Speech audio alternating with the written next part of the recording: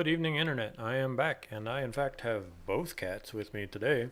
I got my 5e session coming up, so I'm going to make this video kind of quick. But this is RPGaDay 2018, day number 21. What dice mechanic do you enjoy?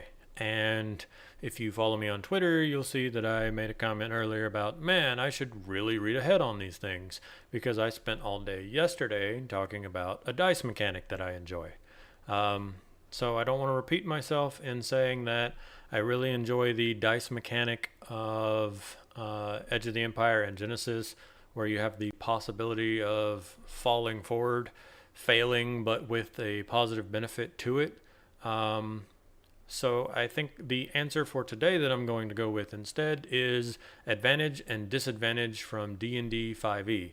And the reason that I like that particular dice mechanic is it really just flattens a lot of the math that was in previous editions, particularly 3 and 3.5 and as in relation Pathfinder. And I spent a lot of time in my RPG tenure, I guess, playing 3rd edition, 3.5, and Pathfinder, and I absolutely adore the amount of character customization that there is.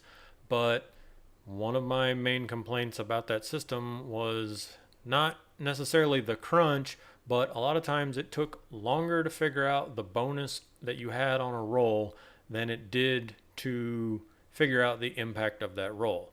And I think that when it comes to a story game like an RPG, you should not spend more time figuring out the math behind an action than you spend showing the impact of that action or thinking about that action.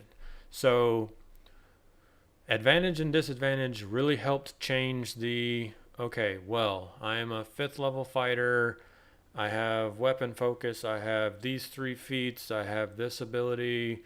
Okay, so it is 5 for base attack bonus, it is 2 for my feats, it is +2 for flanking, it is +1 because I'm standing on a table and they're on the ground, it is +1 because it's Tuesday and it's an even numbered day of the month, and it just takes all that and just says, oh, you're standing up and they're prone, cool, you get 2 dice, take the best one.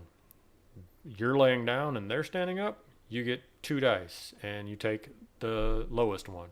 And I think that's a much better way of doing it.